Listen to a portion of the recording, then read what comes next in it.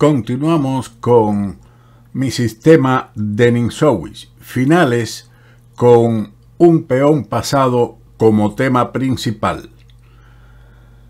Cerramos este capítulo sobre el peón pasado con algunos estudios compuestos, recordándole al lector que en el capítulo debe considerarse una introducción al juego de posición. Las blancas en esta posición, que fue surgida de una partida entre Ninsowish y Rubinstein, tuvieron que sacrificar la calidad para poder obtener el empate. Toda la idea de la combinación a lo largo de su agotadora extensión, no hay otra frase para usar, reside en el pensamiento único. El rey debe esforzarse por alcanzar la posición ideal, es decir, el ataque frontal a un peón aislado. Logré llevar a cabo este plan oculto, aunque podría haber sido frustrado, porque Rubinstein parecía estar en desventaja por no estar muy familiarizado con los postulados de mi sistema, que por supuesto me eran bien conocidos. No conozco ningún otro final en el que la lucha del rey por alcanzar la posición ideal se resalte más claramente. La partida prosiguió de la siguiente forma: torre 6 jaque, rey d5, torre por f6, g por f6, a por b4, c4. Ahora las blancas tomaron el peón h, aunque tuvo que abandonar el peón de b y a su peón de h. Prosiguió la partida con alfil por h6, torre h8, alfil g7, torre por h5, alfil por f6, rey c5 y rey d2. Este es el punto. Todo lo que ha sucedido hasta ahora ha sido simple y únicamente con un fin: preparar el camino para que el rey vaya a la casilla f4. Rey por b5. Las negras podrían haber evitado aquí el viaje contemplado por el rey blanco hacia f4 con la continuación siguiente: en lugar de rey por b5, torre h6, alfil d4 jaque, rey por b5, rey e3 y torre e6 jaque, debido a que ahora es un error rey f4, y el estudiante debería observar que en lugar de ese error rey f3, tampoco habría salvado la partida para las blancas, ya que las negras habrían jugado a su antojo igualmente torre e4, y el rey negro habría marchado entonces a e1, seguido del traslado de la torre a séptima fila. Pero la idea principal de rey f4 es refutada con torre 4 jaque, rey por f5 y ahora torre por d4, y gana, toda vez que capturar la torre conllevaría a la promoción del peón de las negras. Continuando con lo que en realidad ocurrió en la partida después de rey d2, rey por b5. El blanco lleva su plan de rey e3, rey c5 y rey f4. Ahora todo vuelve a estar bien en el mundo. Rey d5 y f3, con un empate en pocos movimientos, ya que el rey negro y la torre no pueden liberarse al mismo tiempo. Un final instructivo: si se pregunta por qué el rey blanco luchó con tanta obstinación por este ataque frontal, la respuesta es que tal lucha responde a un instinto que le es innato. Además, hay que recordar que en su acción también obedecía la ley del bloqueo. Pasemos ahora al siguiente ejemplo que muestra Ninsowish. En esta ocasión, las blancas Hausen contra Ninsowish. Nuestro segundo ejemplo muestra un caso simple con un movimiento de giro. En esta posición, las negras jugaron rey c7. Deben hacer algo para enfrentar la amenaza de c3, lo que le daría un peón pasado externo. Y el final tomó el siguiente curso, muy simple pero efectivo. Las blancas continuaron con c3. En la variante que mostramos, donde el blanco juega c4, seguiría entonces rey b6, c por d5, c por d5, rey c2 y rey a5, ganando tiempo.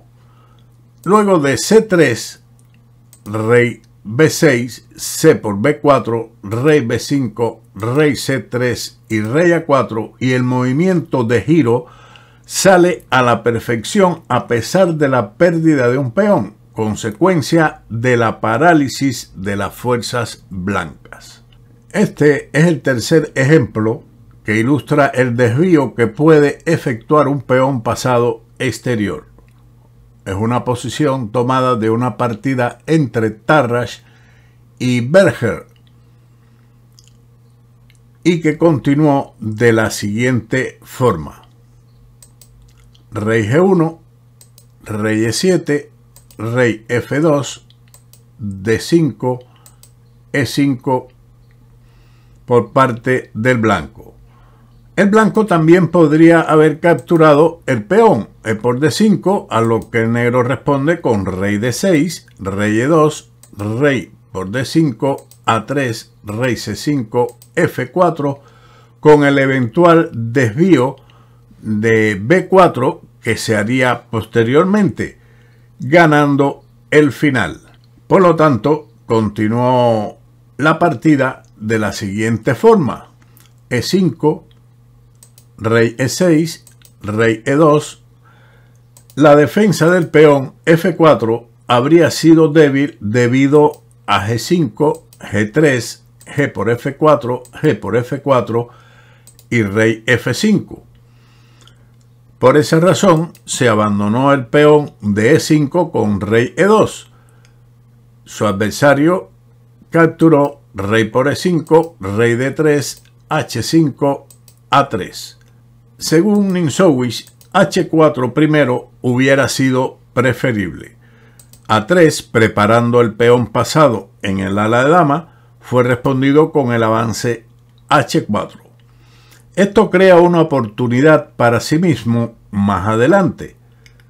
b4, a por b4, a por b4, rey d6, rey por d4, rey c6 y b5 jaque. El blanco descuidó el arma Zugzwang que tiene en la mano con el avance f4.